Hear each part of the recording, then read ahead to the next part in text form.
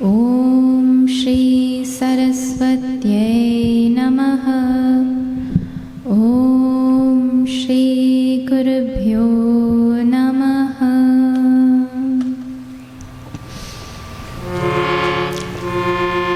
Om Parthaya Pratibodhitam Bhagavata Narayanena Swayam Vyasena Gratitam Puranamunina Madhye Mahabharatam Advaitamritavarshiniim Bhagavatim Ashtadashadhyayiniim Amba Tvamanusandadhami Bhagavad Gita Bhagavadveshiniim Namostute Vyasa Vishala Buddhe Pullaravindayata Patra Netra Yena Tvaya Bharata Taila Purnaha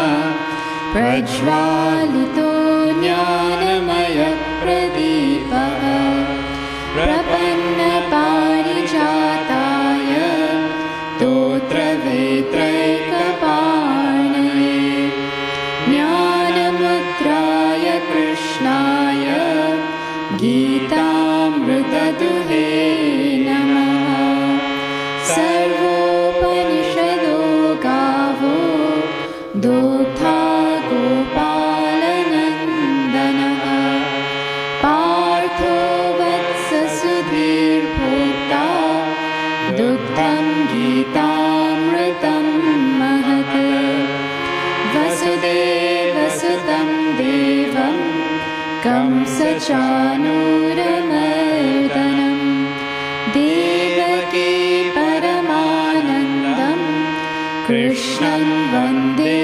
Jagadgurum Krishnam Vande Jagadgurum Hari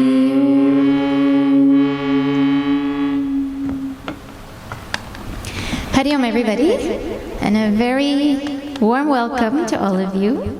Thank you to our MC for the welcome and introduction, and Hari Om to Panditji as well.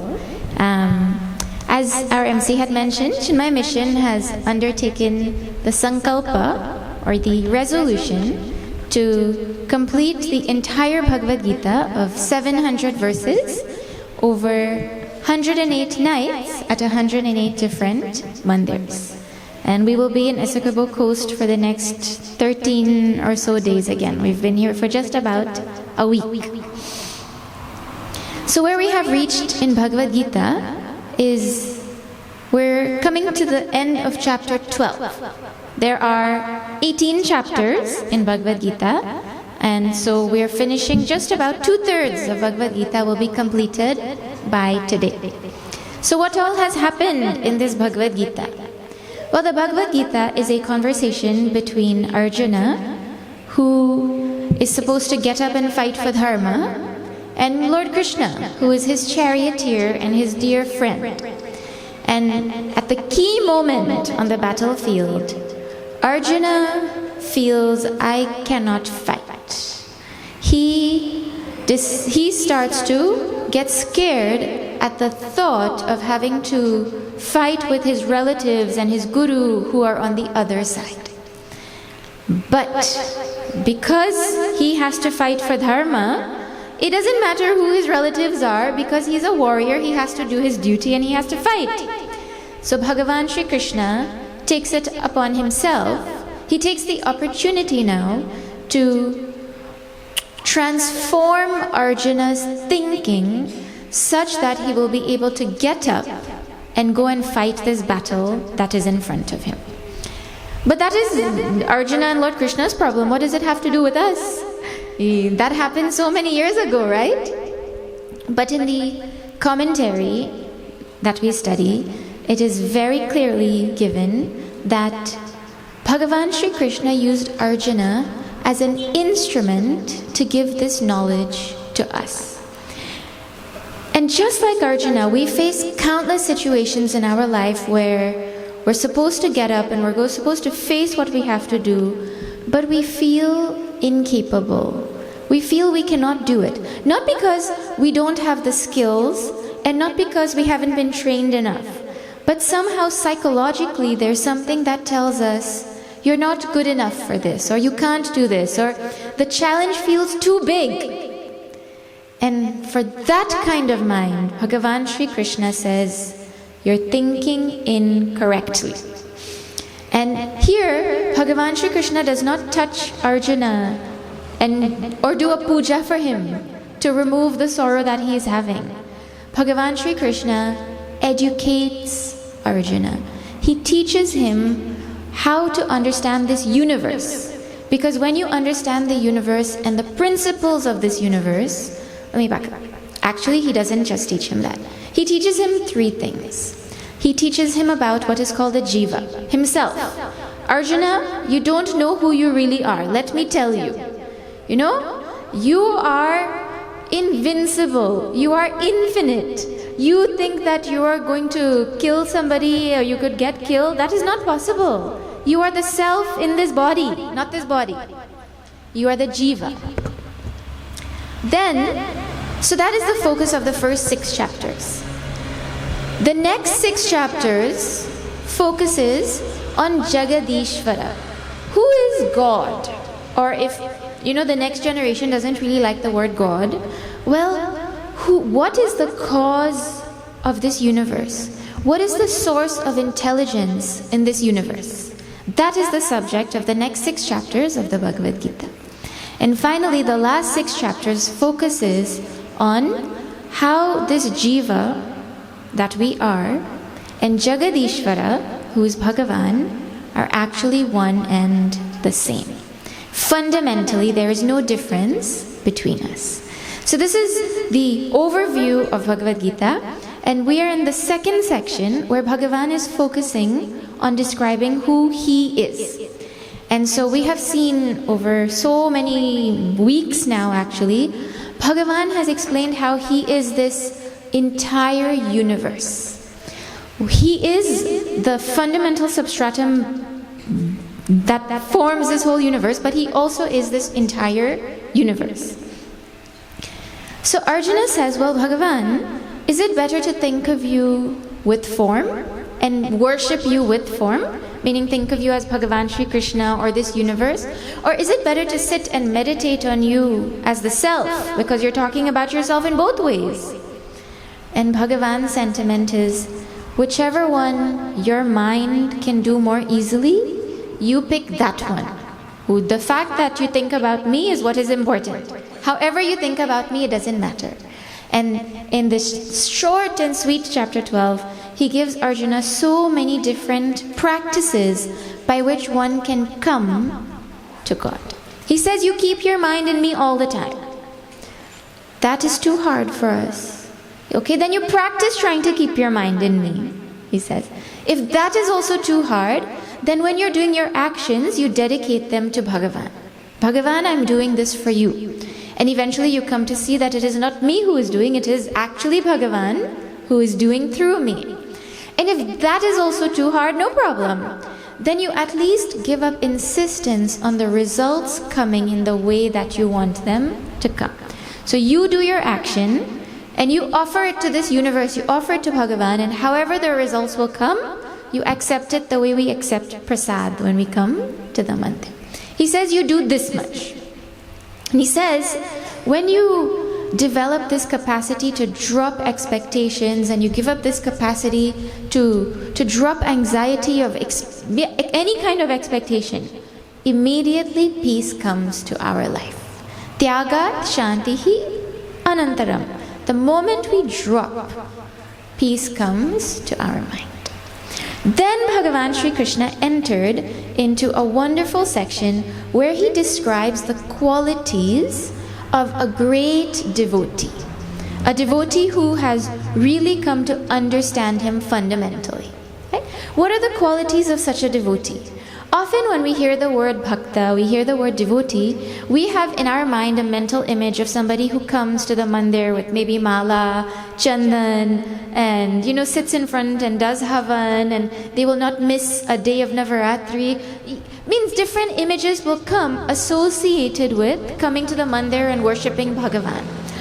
But the description that Bhagavan Sri Krishna gives in these 7 verses of who is a great bhakta have absolutely nothing to do with the actions that this person does.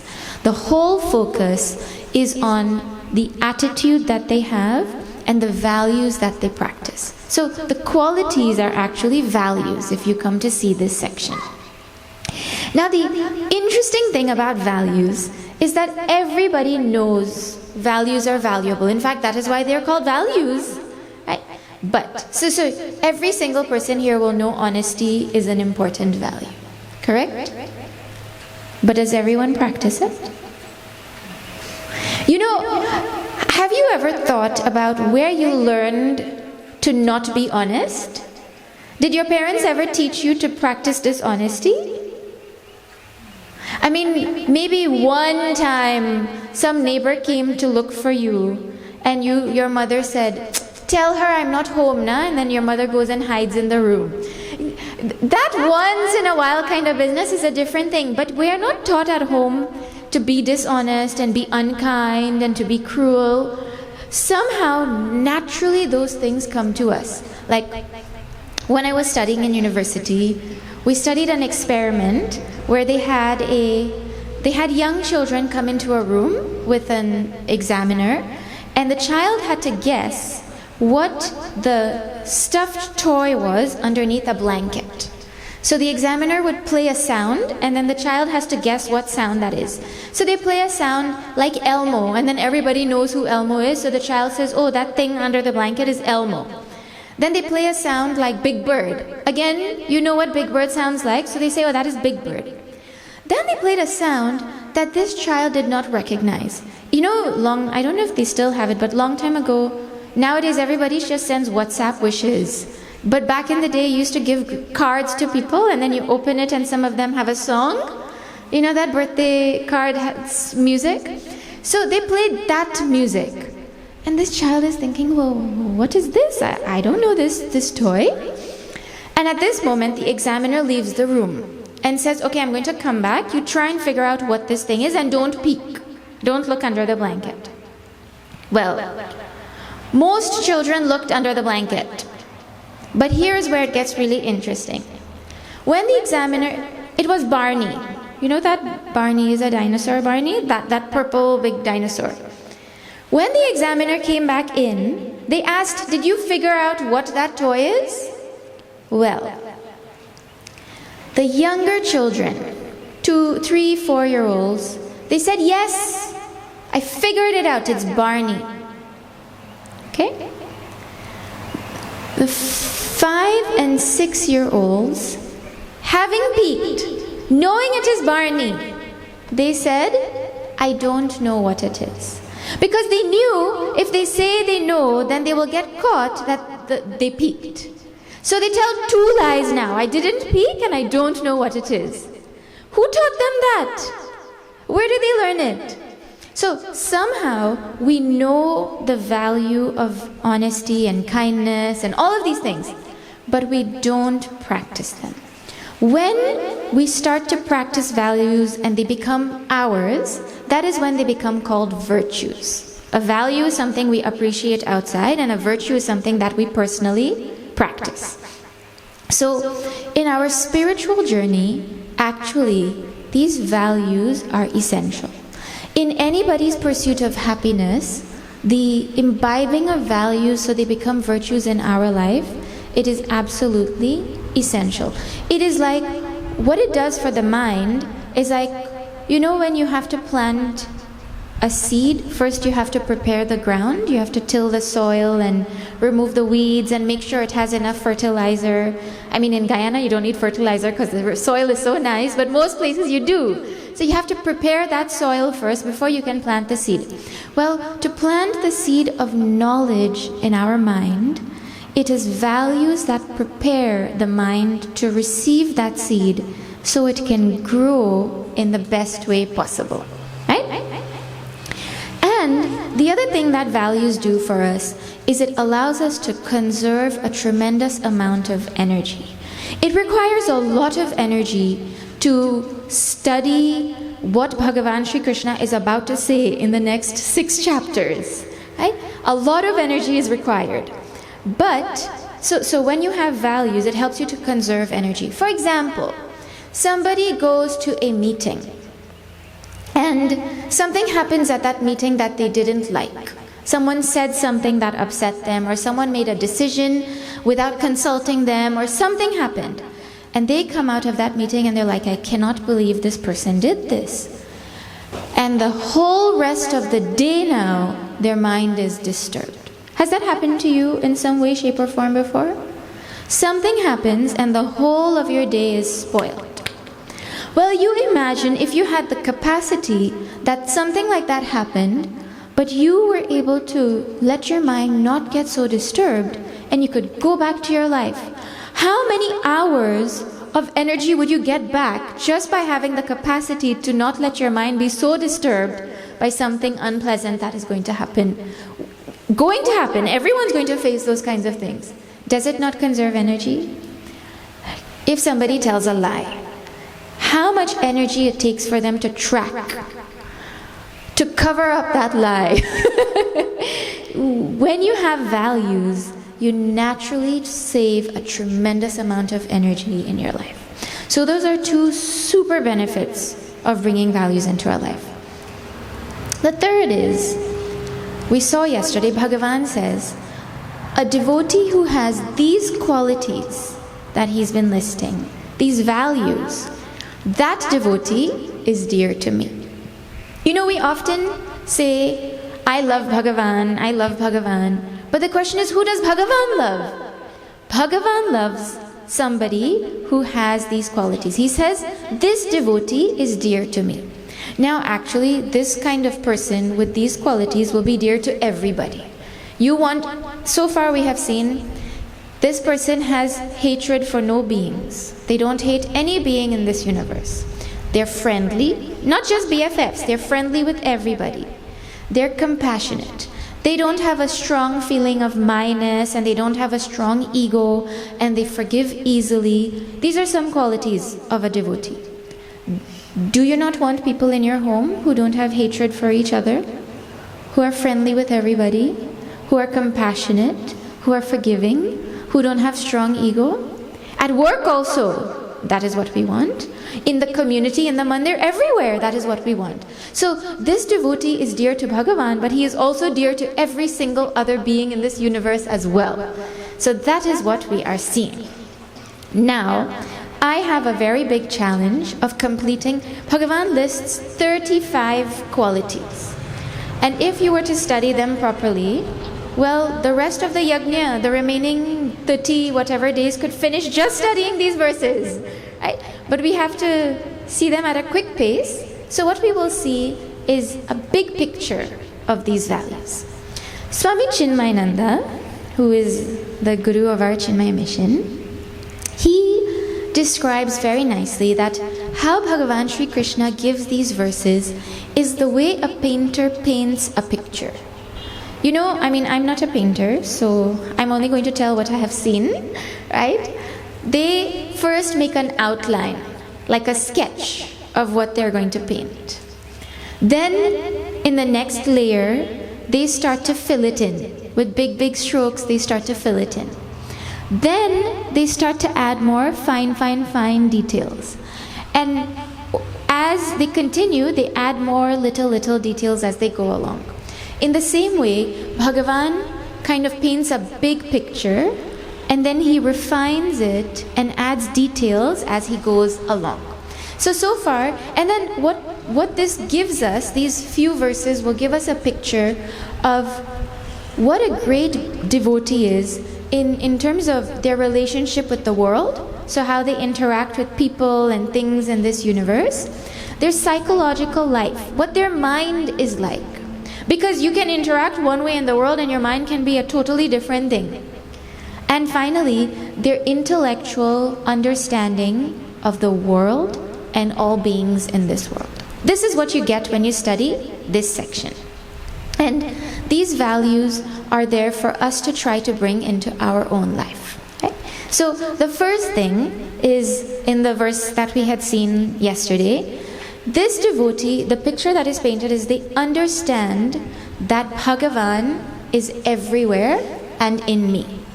As a result of Bhagavan being everywhere and in me, they have no hatred for anybody. That is the first thing. How can you hate someone if that is Bhagavan? Right? Then they're friendly with all beings, and they have compassion for all beings. Then they don't feel anything is mine or anything is me also, because if it is all Bhagavan, how can I say it is mine? Right? Then they understand that everything is given to me by Bhagavan, so all the positive and negative in their life, they take it with total equipoise. Total equipoise, they accept everything that is coming to their life. And because they understand it is coming from Bhagavan, they don't get upset at the people through which it comes. They are naturally forgiving. Now in the second layer that is added by Bhagavan, what are the consequences of living a life with these kinds of qualities? So let us chant that verse and then we will see. This is now verse 15 in chapter 12. I will chant Shri Krishna Sharanam Mama and then you all please repeat. It's very simple, not hard. Okay?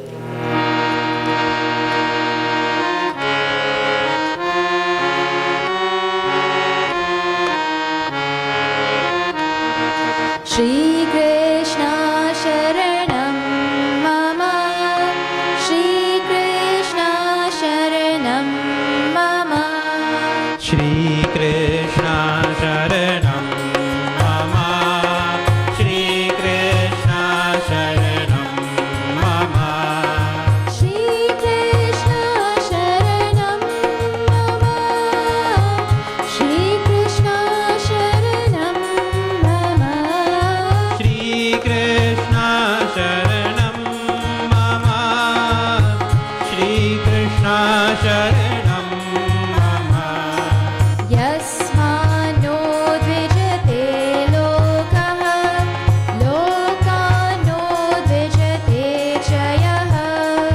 Shri Krishna Sharanam Mama, Shri Krishna Sharanam Mama, Harsham harshabhayudvigeni, mukto yasacha me priyah. Shri Krishna Sharanam Mama, Shri Krishna Sharanam Mama, Shri Krishna Sharanam Mama, Shri Krishna Sharanam Mama, Shri Krishna Sharanam Mama, Shri Krishna Sharanam Mama, Shri Krishna Sharanam Mama, Shri Krishna Sharanam Mama. Giri Shri Krishna Kanaya Lal Ki Jai. Yasmano dvijate lokah, lokat na udvijate cha yaha. This person, the consequence of having these kind of qualities is that the world is not agitated by this person and they are also not agitated by this world. If they don't have hatred for anybody or anything in this universe and they see everything as Bhagavan, how can they do something to anybody to agitate them? They cannot. And if they don't have hatred, then how can anybody be agitated by them as well? So they don't agitate anybody and nobody is agitated by them. Then they're free from overexcitement and elation. You know, the problem with overexcitement, this we saw last night. Well, one is, when we become overexcited, we lose our discrimination. People make all kinds of wrong decisions when they're overexcited. Have you seen? and then they regret it when they calm down. So, the other thing with overexcitement is it is like a pendulum. So if you're going to be overexcited, then the exact opposite is also going to happen, which is what? Over-dejected. And who likes that? Well, no one wants to be dejected. Forget over-dejected. Right? So this person, actually the reason why this person doesn't have this kind of overexcitement is because imagine if you have the ocean and someone brings you a cup of water, salt water only, right? You have the whole ocean with you and someone brings you a cup of water. Well, you didn't need that water because you have the whole ocean, right? So there's not going to be, oh my God, I'm so excited, you brought me water. I already have it. So in the same way, this devotee already feels complete because they have Bhagavan. So what is it that the world can give them that will make them overexcited? Nothing like that. Then the next one where we're starting here is Amarsha Muktaha. They're free from all kinds of intolerance. Intolerance, like there are people, you will have met people like this for sure. There are people in this world who cannot tolerate other people's success. Have you seen? If somebody is doing well, that thing like stings that person in their soul because they cannot tolerate another person being successful.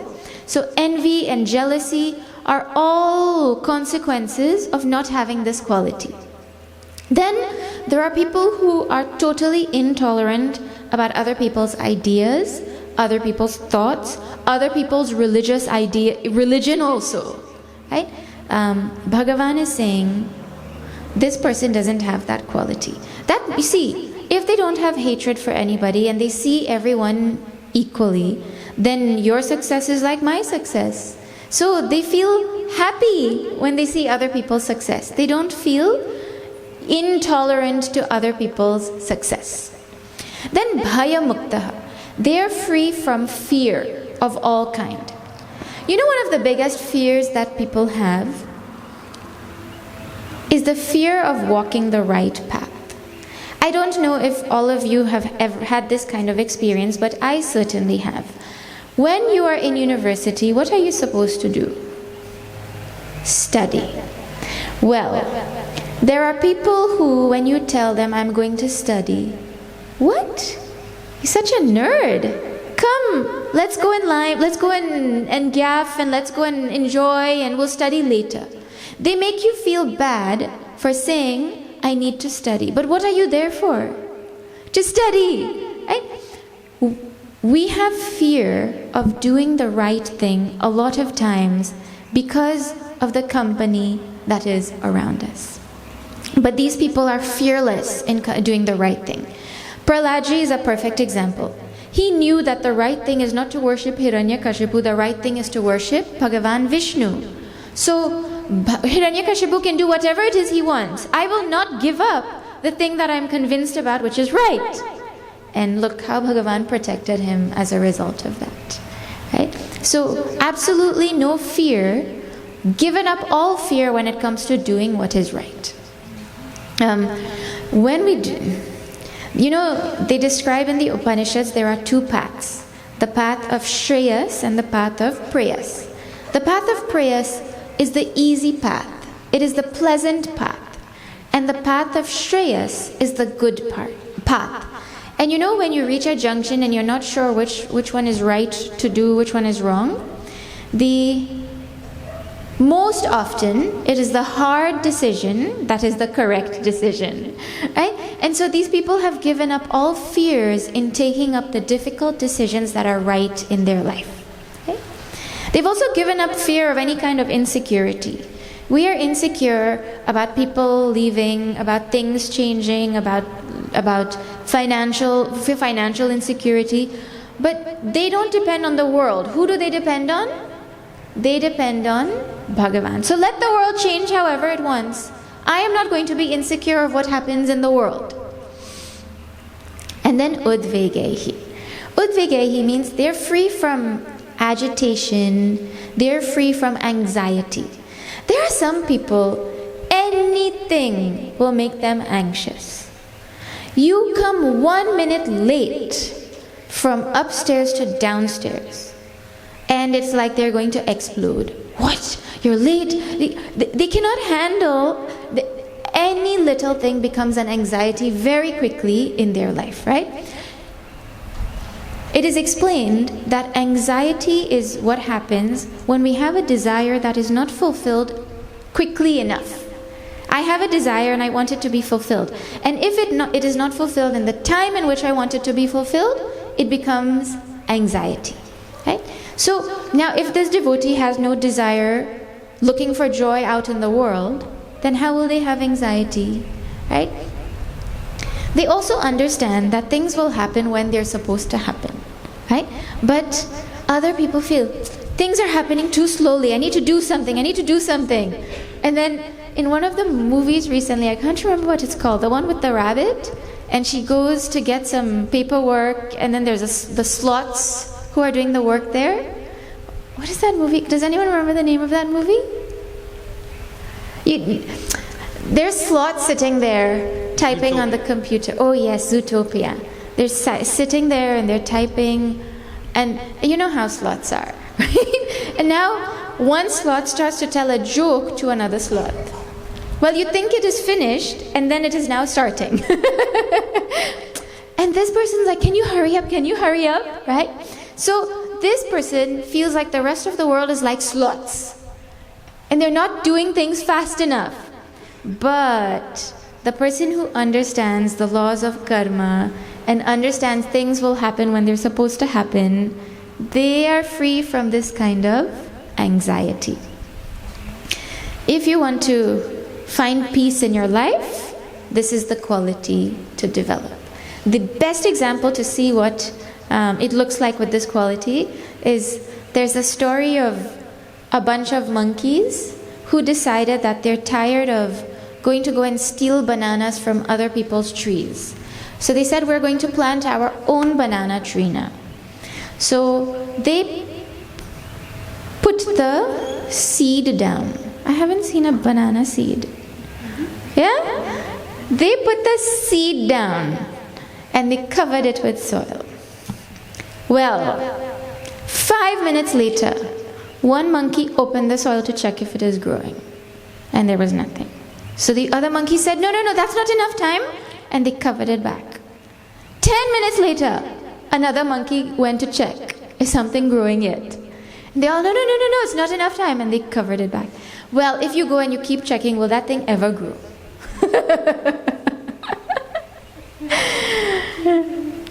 Actually, I remember as a young child, I got an orange seed, and I went and I planted it.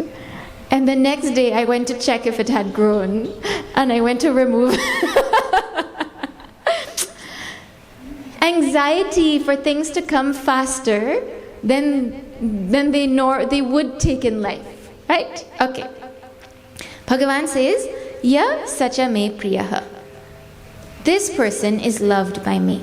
See, to love Bhagavan is one thing, but to be loved by Bhagavan. Now when you hear this list, you realize it is not so easy to be loved by Bhagavan actually, if this is the standard that he's holding us to. Okay, let us see now. In this next section, the description is of how this person lives in this world, how he thinks and how he feels. Please, when I'm saying he, that is just a limitation in English. It is a he and a she. It is a everybody. Okay? Let's chant number 16.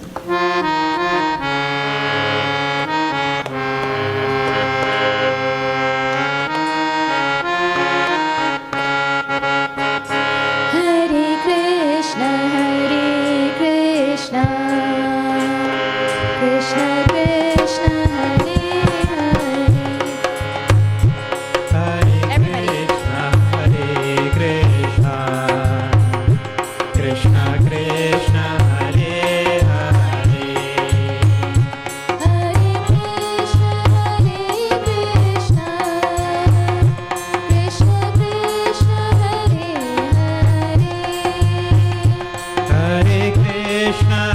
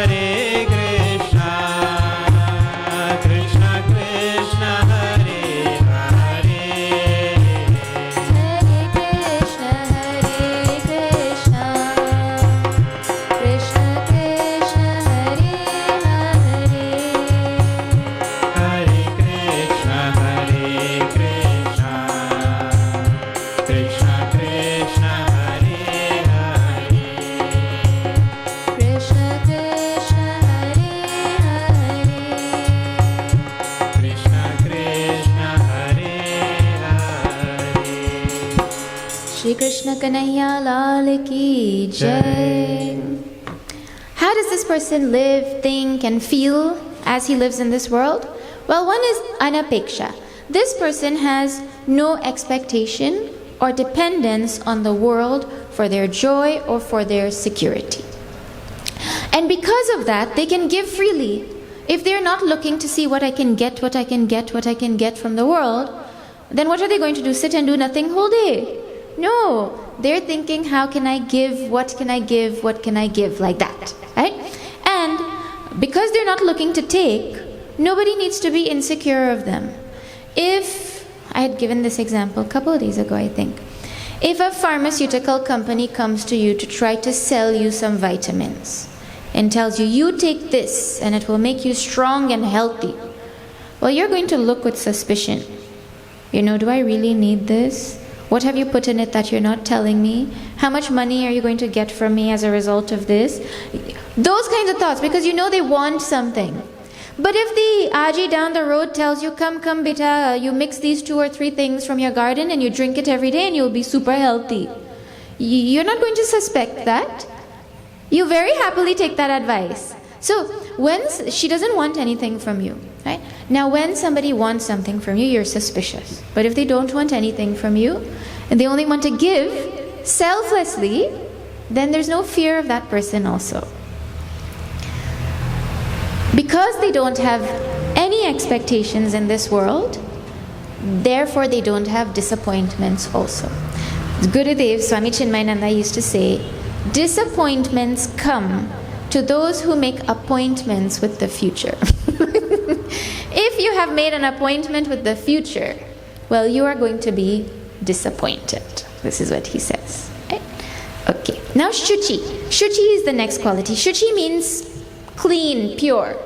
Pure inside as well as outside. Outer purity is a very interesting thing. Back in the day, when people would have to go to the river or the creek to bathe, they would never miss a single morning. They will go and bathe first thing in the morning, no matter what. Nowadays, people have a shower right there, next to their room. And to just roll out of bed and roll into the shower seems like something that is too hard to do. Do you know what I'm talking about? So when it was more difficult, people made sure and did it. I heard the strangest thing when I had gone to university. Someone, one of my, I guess dorm mates, they were living. Go, should I shower today or tomorrow? And I was like, what did you just say?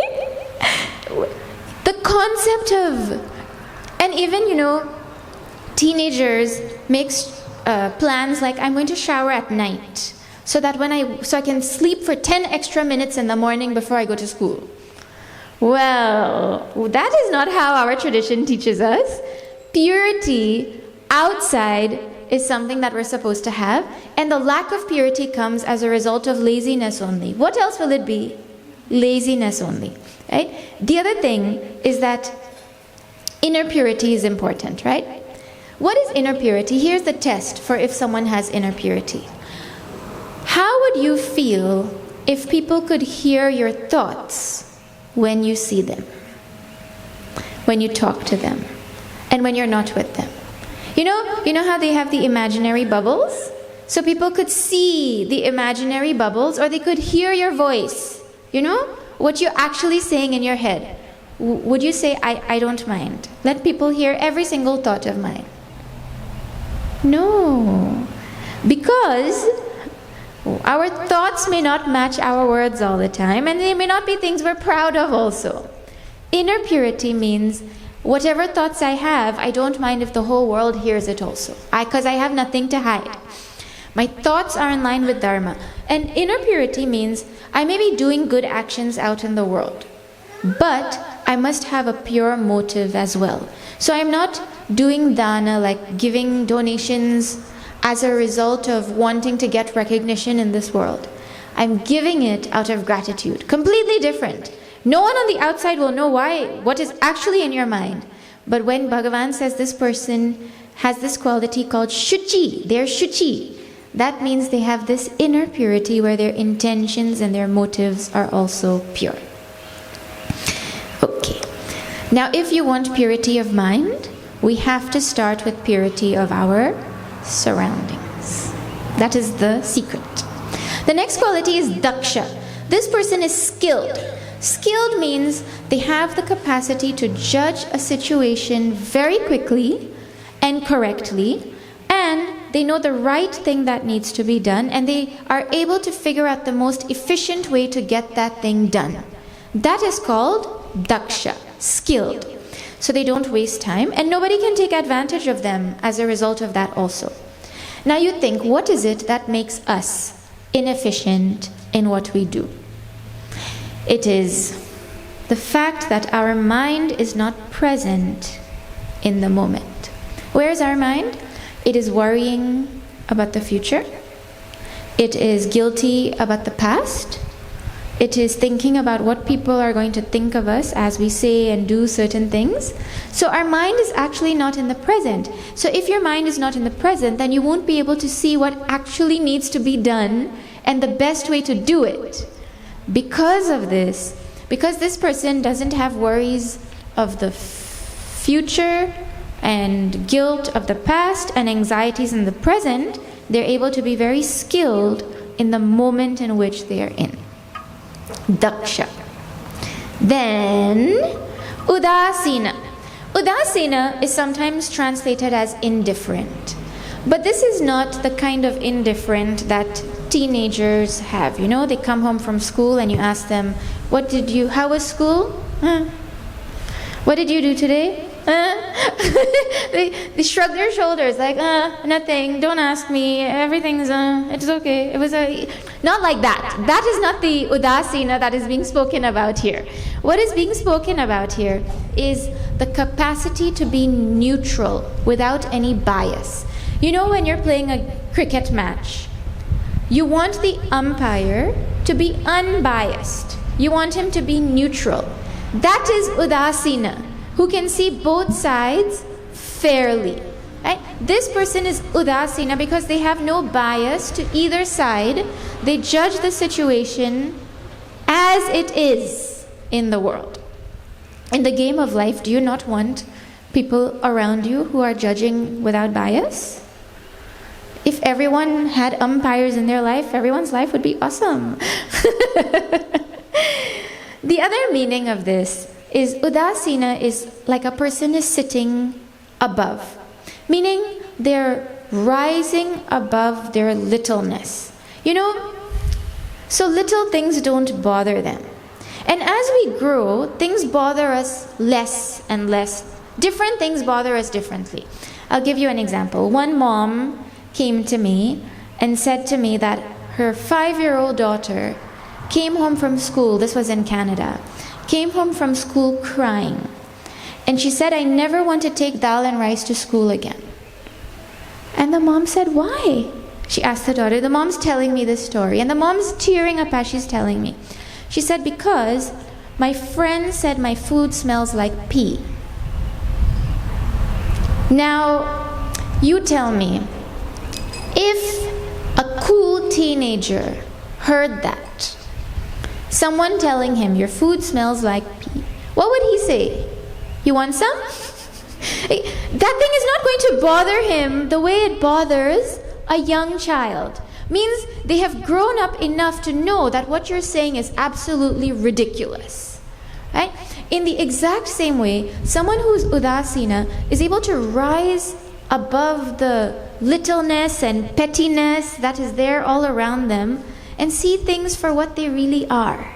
You know? So they're not disturbed in the way that the rest of us are disturbed. Bhagavan says this is a bhakta.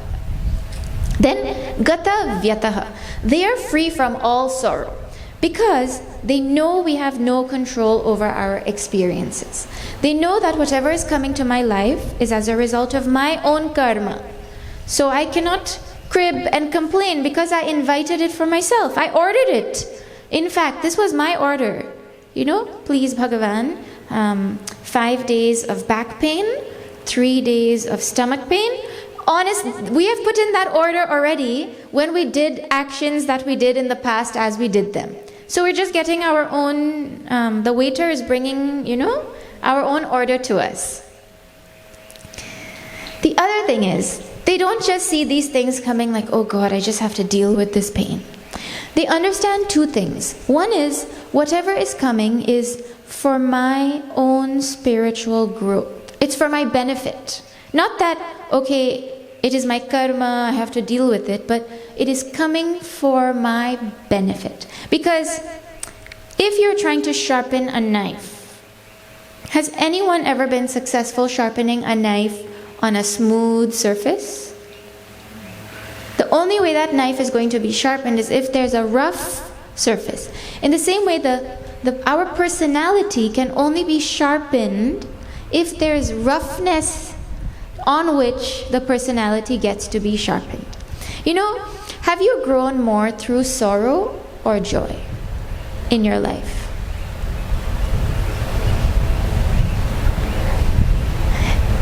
If people grew through joy, we should all still be in kindergarten.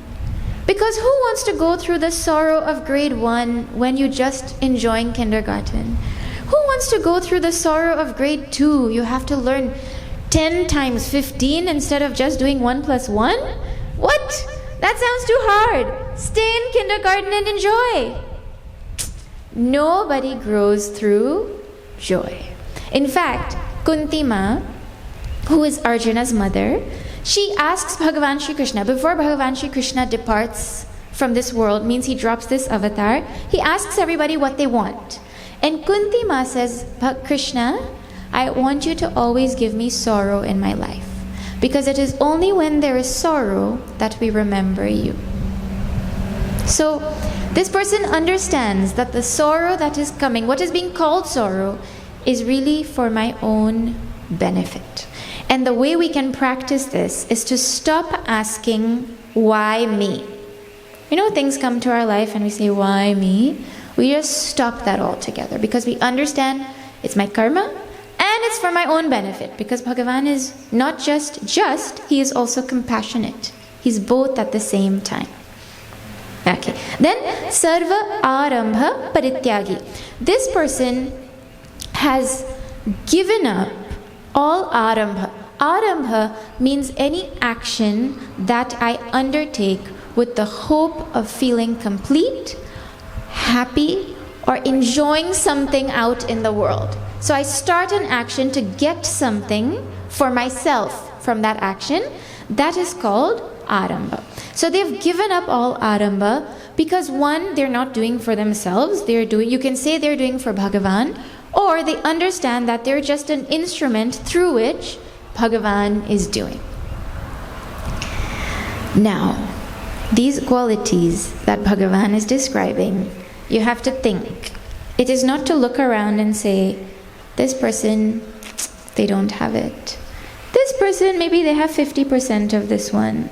It is not to look outside at the community. It is not to look at your own children and your spouse and your parents. It is only to look at our own selves, to see how much of it we have. We will all have some of it in different degrees.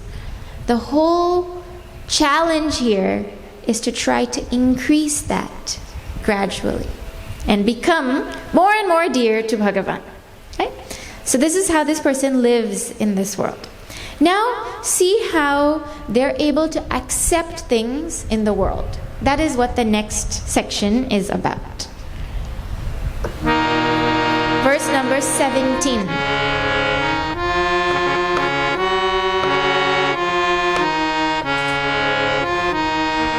Yo na hrishyati na dveshti na shuchati na kankshati Shri Krishna Sharanam Mama Shri Krishna Sharanam Mama Shubha Shubha Parityagi Bhakti Manya Same Priya Shri Krishna Sharanam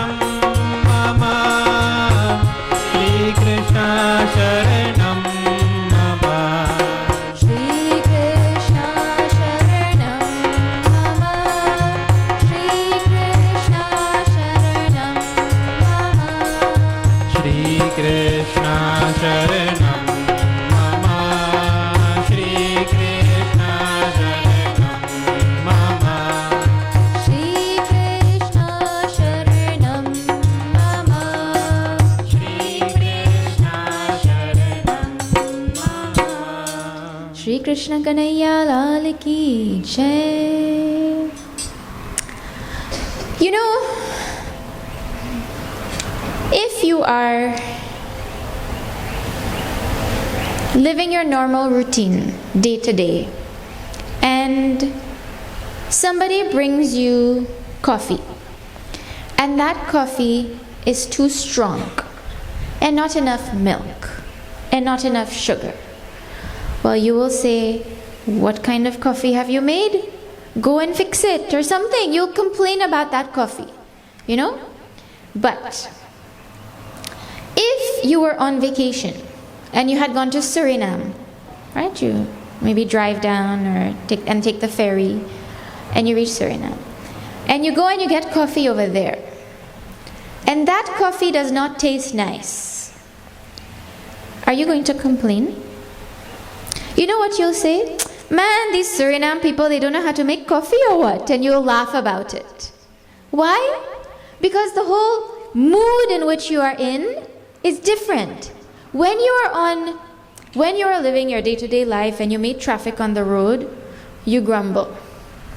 But when you're on vacation and you meet traffic on the road, it doesn't bother you because you're in a different mode. In the exact same, not exact same, in a very similar way, a bhakta, this great bhakta that Bhagavan is describing, is someone who has a totally different perspective on life. They see the world differently. So the same tolerance and enjoyment that you have when you're on vacation for everything that could possibly go wrong, they have that every moment of their life right here. They don't need to be on vacation to feel the joy that you feel. They feel it right here where they are. So Bhagavan says, Yo na hrishyati na dveshti. The person who is not over rejoicing and he's not over hating. Right? Meaning, see, we rejoice when we get something that is dear to us. What is dear to this devotee? Bhagavan. What? They have Bhagavan already. What can you give them that is greater than Bhagavan? Nothing. So there's nothing you can give them that will make them over rejoice. Because they already have the greatest thing, right? So no matter what is there or not there in the world, they're fine. The other thing is if something comes that they don't like, they have no hatred for it. Na dveshti. They don't have a dislike for it because they understand that it is all an expression of Bhagavan. So when things come, neither they super rejoice, neither do they get super frustrated with it. Then, na shochati, na kankshati. They do not feel grief the way we feel, and they do not have countless desires the way we have desires. Why do we feel grief? We feel grief when something that we love is taken away from us. Who do they love the most? Bhagavan. Can Bhagavan be taken away from them? You know, Surdas Ji, I'm sure you all must know Surdas Ji, right? He's the blind devotee of Bhagavan Shri Krishna. And Bhagavan Shri Krishna used to come and play with him. And he used to know Bhagavan has come. There are so many nice stories and bhajans where it's described that Bhagavan Shri Krishna is tiptoeing to come and meet him. And Surdas Ji is like, oh, Bhagavan, you've come. And Bhagavan is like, how did you know? He said, because I heard Radharani's piles coming behind you. Sweet things are there. Anyways, in one of them, it is said, Surdas Ji is saying to Bhagavan, Bhagavan is running away from him in his mind, you know. And Surdas Ji says to him, you can try to run outside wherever you want, but where are you going to go and run away from my heart? You are already everywhere. Where will you go? Tell me, where will you go? So he doesn't feel like he could ever lose Bhagavan because Bhagavan is always with him. Now what grief will there be for such a person? Right? Then, na kankshati. They don't have desires the way we have desires. You know, if you speak to young children, they will talk to you about their video games. Every young child, not every, quite a few young children play video games nowadays. Right? Well, the video games are of different types. And when we were growing up, there was something called Super Mario. Everyone used to play Super Mario when we were growing up, right? And you have to go and you have to collect coins, and you have to collect mushrooms, and you have to collect all kinds of things as you go along, right? But then you get to a bonus round. And in the bonus round, the things that could come and kill you, they can't kill you anymore. Like you have some superpower, and you have a greater goal that you have to reach in this bonus round, and you get more points and all of that, right? So now, when you're in the bonus round, you're not caring about the things you would have cared about in the normal round of the video game. It's different. The bhakta is like always in the bonus round of life, because he doesn't care about the same things that we care about. He's like on a different track altogether, right? The things that trouble us don't trouble him. The things that we don't get, if he doesn't get, it doesn't trouble him. He doesn't have the same kind of hankering behind desires that we do, because we feel, if I get this, then I will be happy. That is how desires operate, isn't it? When I get to eat sweet rice after satsang, then I will be happy. And better yet, if my spouse is not with me, so I can eat 2 extra. Because I think I'm going to get happiness when I get that sweet rice or parsad or whatever it is. But this person has ascertained that there is no joy in the sweet rice. I'll show you how. Right? We think when I get it I will be happy, means there's joy in there. If somebody brought you sweet rice at 2 a.m. when you have with difficulty fallen asleep, and they wake you up and they say, hey, sweet rice, come and have. You want it at that time? It will give you joy? No, it will give you sorrow.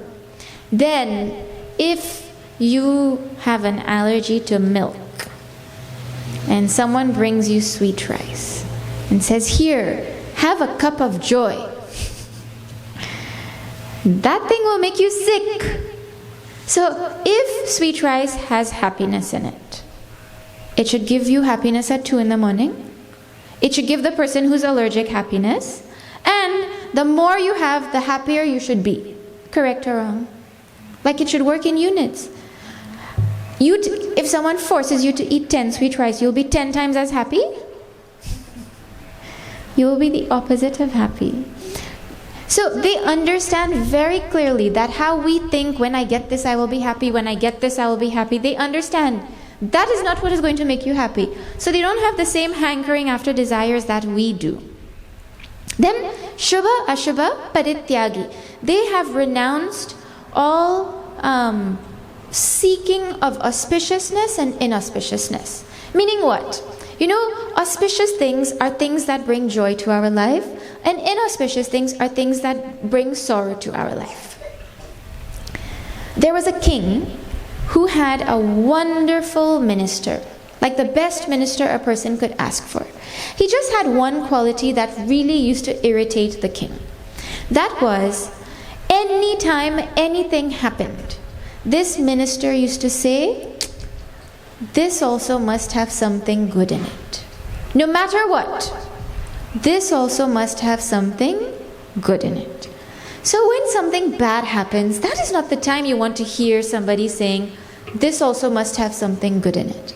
So he used to get frustrated, but because this was such a good minister in every other respect, he kind of just overlooked this negative thing about him. Well, one day, they went out into the forest. And it so happened that they got lost. And now they were trying to find their way.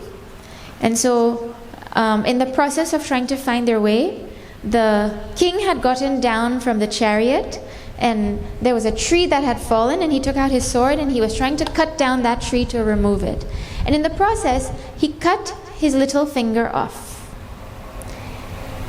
Now, when they got lost, I forgot to tell you, the minister said, there must be something good in this. Is that what you want to hear when you're lost in the middle of the jungle? When his finger got cut, the minister said, there must be something good in this. That king finally, I'm telling you the short version of this story. That king finally got super frustrated, and there was a ditch nearby, and he went and he pushed the minister in the ditch, and he said, I've had enough of you. And he left. And he went on his chariot, and he was trying to find his way. Well, in that forest, some tribals came and found the king. And they took him to their area. And they said, Bhagavan has sent us a wonderful sacrifice today. Means look how we get to offer a king today. So they started to prepare this king to offer him in sacrifice. And I don't know how. They have a big fire and then they tie the person, whatever. I don't know how they do it, but they would have done something to prepare him. Just before he's about to enter the fire, one of them said, hey, stop. Look, he's missing a finger. We cannot offer someone who's broken. So they unwrapped this king now and they let him go. Was it a good thing that his finger got cut? Well, so now he realized and he felt bad and he went to go back to find his minister, and that minister was still in the ditch, and he took him out and he said, he told him the whole story of what happened. And then he said, the only thing I feel bad is that I left you in the ditch. So that minister said, no, this also has something good in it. What? That king said, what do you mean? He said, look, if I was with you, you didn't have a finger, but I have all my fingers. In every single thing that we call auspicious or we call inauspicious, there must be something good in it. So they don't classify this is an auspicious thing, this is an inauspicious thing.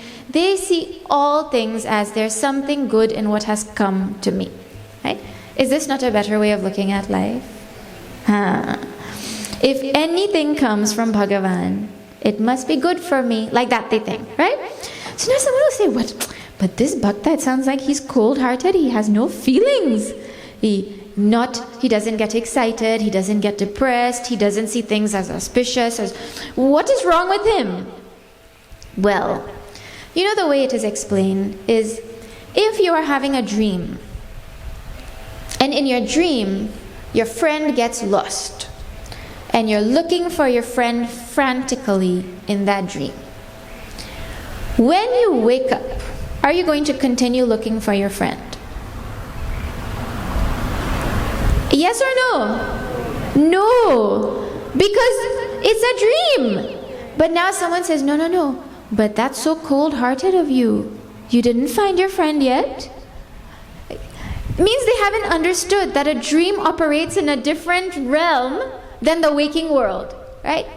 In the same way, a bhakta doesn't operate in the realm in which we operate. Means this kind of caliber of bhakta, they are seeing this whole entire world as Bhagavan only.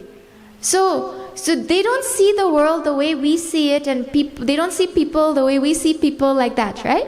So it is not that they're cold-hearted and indifferent, it is just that they see the world differently.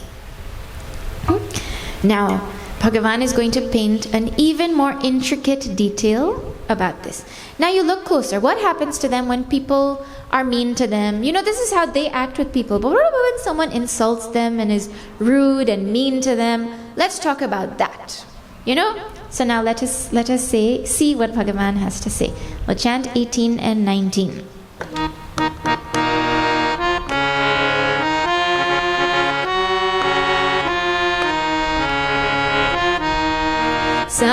Samashatrau cha mitre cha tatha manapamanayoho. Shri Krishna Sharanam Mama, Shri Krishna Sharanam Mama.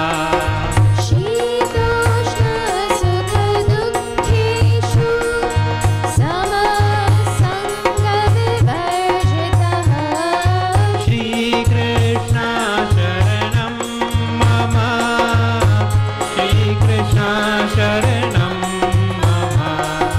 Tulya nindastutir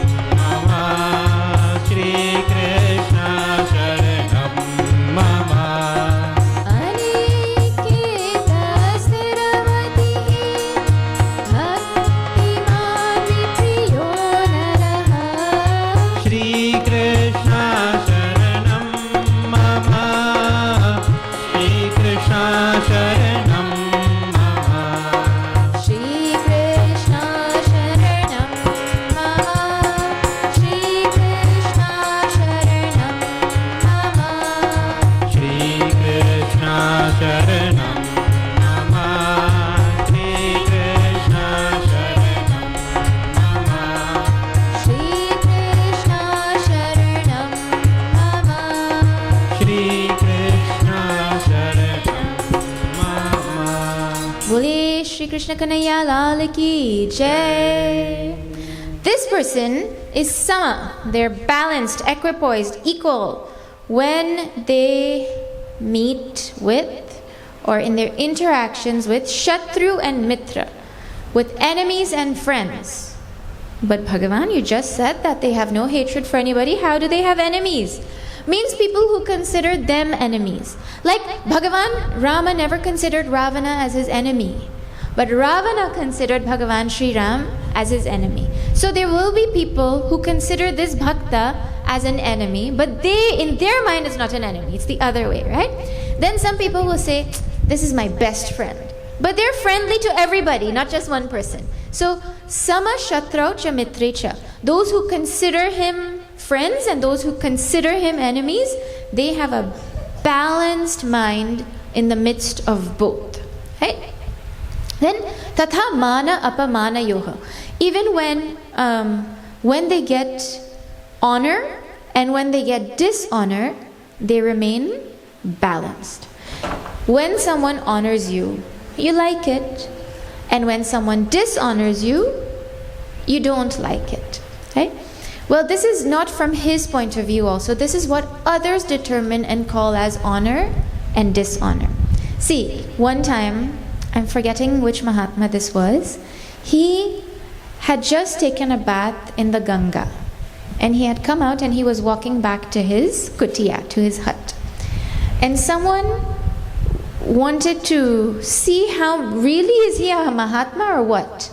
And they were frustrated with him for some reason and they went and they spat on him. That is a dishonorable thing to do. He's just taken a bath in Ganga, such a great Mahatma, and he got spat on. He didn't say anything. He went back and he took a second bath.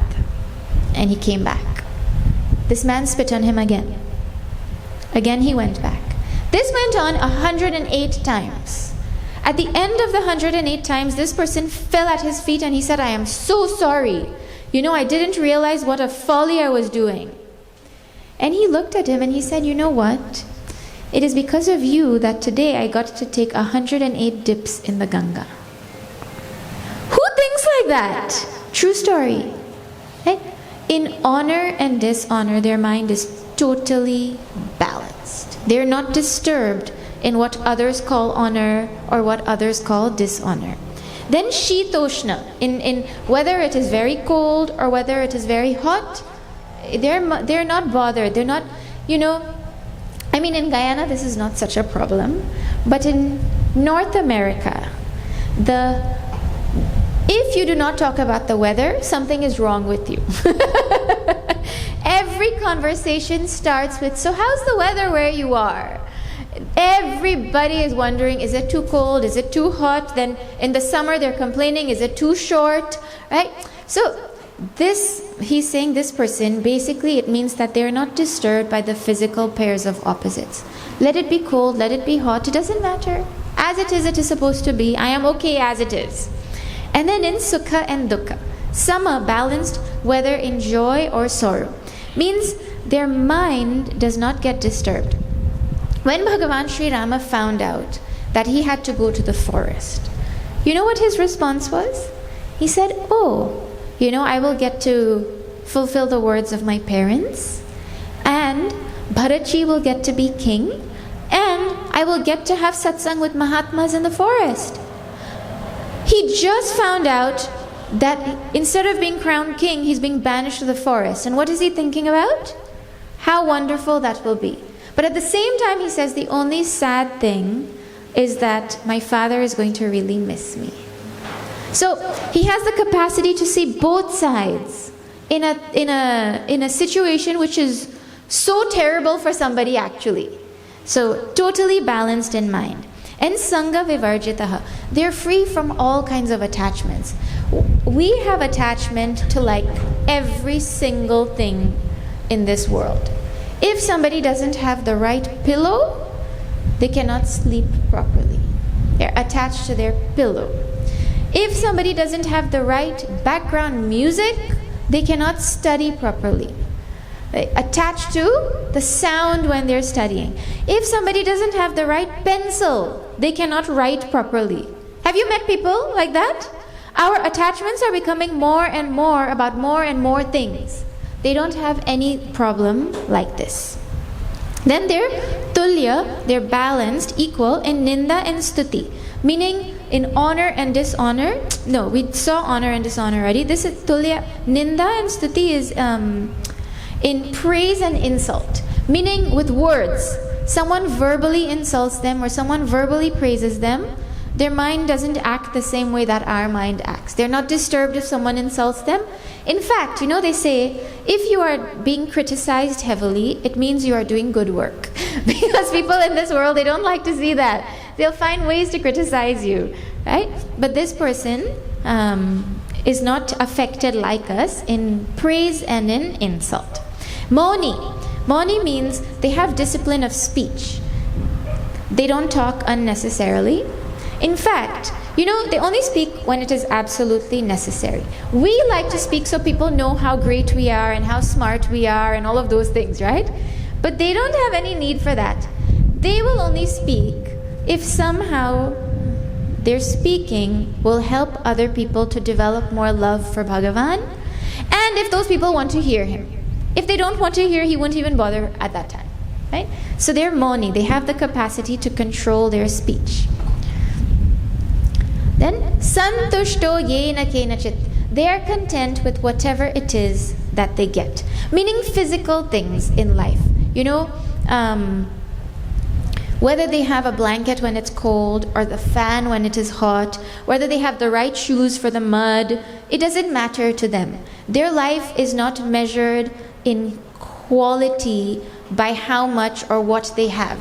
They're content with as little as possible from this material point of view. And then finally he says, aniketa and stiramatihi. Two more. Aniketa means he has no home. So refugees are all bhaktas? Is that what Bhagavan is saying? No. It means he doesn't have a strong feeling that this is my home. Our Swami Prakashanandaji, he goes, in Guyana he's been here for a few months on and off now, but most of the time he's not in one place for more than a week. And I have never heard Swamiji say, I can't wait to go back home to the ashram in Trinidad. Because really he feels at home wherever he is. If everywhere is Bhagavan, and he is with Bhagavan, then there's no specific place that makes him feel nicer. Or now I'm at home, So they don't have that feeling. This whole world is their home because they don't have a specific place that they identify as home. And sthiramatihi, their mind is firmly rooted in the understanding that Bhagavan is all pervasive. Such a bhakta is dear to Bhagavan. So their relationship with the world, they live in harmony with this world. Their mind is always balanced. They never lose composure. And they have a total acceptance of the world for the way it is, with the good and the bad, the positive and the negative, the law of karma, everything. And this is what makes them so lovable to Bhagavan. Now, I have one more verse, and I'm going to finish it. And you might be thinking, well, these things, I don't have these qualities. It sounds very difficult. Is Bhagavan ever going to consider me as dear? Or am I doomed to just being a nobody for Bhagavan? So see what he says in the sweetest verse of this chapter.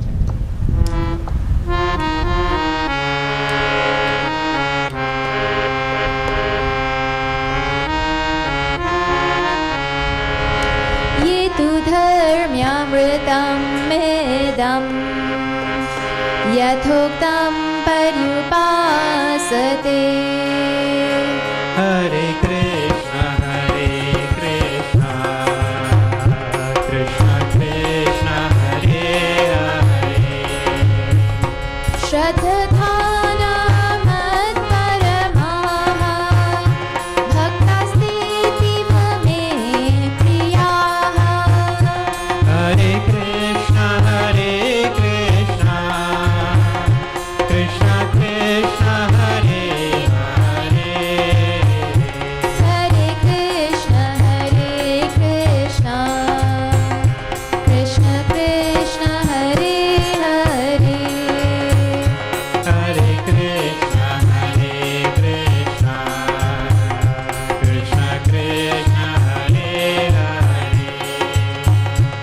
Krishna Krishna Hare Hare, Krishna Krishna Hare Hare. Shri Krishna Kanhaiya Lal Ki Jai. Bhagavan says tu, but now he's going to talk about a different set of people. He says, Ye tu dharmyamritamidam yatoktam paryupasate. Those people who pursue this teaching of bhakti, which is integrating, with shraddha dhana matparamaha, with great faith and considering me to be the supreme. Bhaktas te tiva me priyaha. These bhaktas are most dear to me. So far he was saying singular. This bhakta is dear to me. This bhakta is dear to me. This bhakta is dear to me. Multiple times, like 5 or 6 times he said it in the preceding verses in singular. This bhakta that he's describing is dear to him. Now he has switched to plural. And he's not saying that these bhaktas are dear. He is saying they are most dear. Our Mahatmas study this verse and they explain very simply, the one who is a siddha, meaning who is realized and who really understands Bhagavan as nirguna and as this whole universe, they are very rare. So singular is used to describe. In thousands, Manushyanam Sahasrishu Kaschit Kyatati. One person will be there. But here, because he uses plural, he is talking about the rest of us bhaktas. And that bhakta is dear to him, but us bhaktas are very dear to him. Because when you know something is great, it is very easy to pursue it. A medical degree is great, so you pursue it. Pine tart tastes delicious, so you go and buy it. When you know the greatness of something, it is not hard to pursue it. But when you do not know the greatness of something, and to still pursue it with faith, that thing takes much greater courage, and it is much more commendable. Is it not? So what is the great thing if a bhakta has love for Bhagavan? They know Bhagavan, they know he deserves love. But what about those of us who don't really know? And still in spite of that, we understand, no, there must be something, and we go and we seek him. So he says, those bhaktas who are trying to come to me, they are very, very dear to me. So Bhagavan does not forget the rest of us at all. And with such love, he ends this most beautiful chapter. Right? The more we try to find Bhagavan, the more he loves us. And the more he helps us also. Right? I'll just tell one final thing on this. Why bhakti is so important. When you wake up in the morning, different thoughts trouble everybody's minds, right? Who here wakes up thinking, I'm so disturbed by the fact that I don't understand the cause behind this universe. I'm so disturbed that I don't understand the nature of the self. Anybody wakes up disturbed by those thoughts? No. What do we wake up disturbed by? Man, I wish people are nice to me at work today. I wish my children just don't frustrate me and they get ready and go to school nicely. You analyze all the problems that we have, majority of us, they're problems of the heart. They're emotional problems. They're not intellectual problems. So what is going to solve what is going to help a personality that has more emotional problems than intellectual problems? It is something for the heart. And that is where bhakti comes in. Bhakti is focused on helping us to refine our heart. But the intellect and the heart are not separate. So there is a lot of thinking required in this path of bhakti as well. By thinking about Bhagavan, we understand him more. And by understanding him more, we love him more. And the more we love him, the less trouble the world gives us. It is a very, very beautiful thing if you give a little bit of thought to it. With this chapter ends, and this section on Bhakti Yoga also ends. So tomorrow at 9:30 in the morning, in charity, we will be starting chapter 13, which is the beginning of Jnana Yoga. If you are planning to come, you have to get like a helmet to hold your head together. Because when Bhagavan starts Jnana Yoga, he really challenges our intellect, but with love, so he doesn't make it so hard also. Okay, couple of announcements and then I'll pass it back to our MC. Chinmay Mission has publications for all ages and all interests. We have brought books from the ashram and they will be at the back on sale if anybody is interested. Little books that you can read in like 10 minutes on various topics of interest, why serve satsanga, the purpose of prayer, all kinds of things. And then books for kids of all ages also, little toddlers. The ideas from the Shastras and the stories from the Puranas are made into wonderful picture books, and they can go on staring at the pictures as you read the stories to them, and they internalize the messages in a way you can't even imagine, right? So please see if there are any books of interest. You can feel free to buy them. Tonight we are on night 74. Tomorrow's day 75.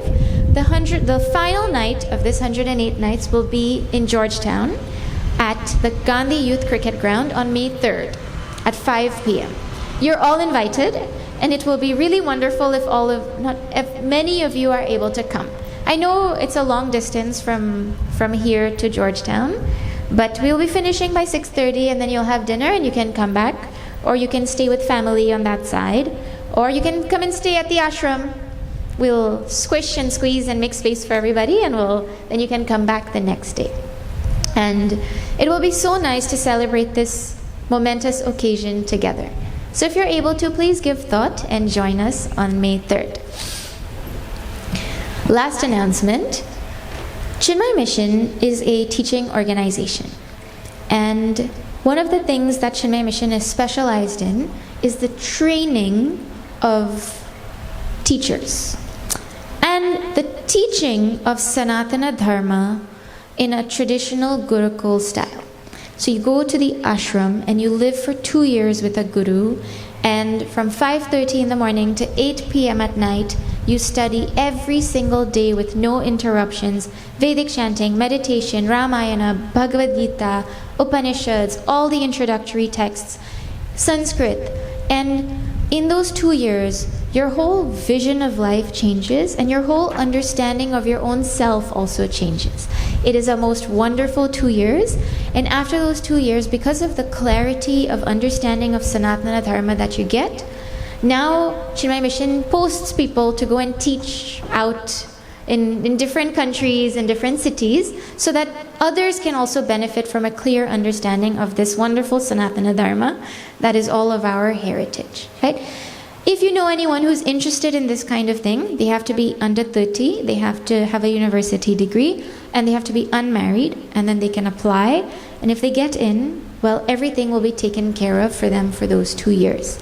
This course is starting in October in Trinidad this year with our very own Swami Prakashanandaji. So please do let anybody who may be interested know that this is happening, so they can consider it if it is something they are inclined to. Okay? All right. I think I'm 1 minute past time. It's 8:01.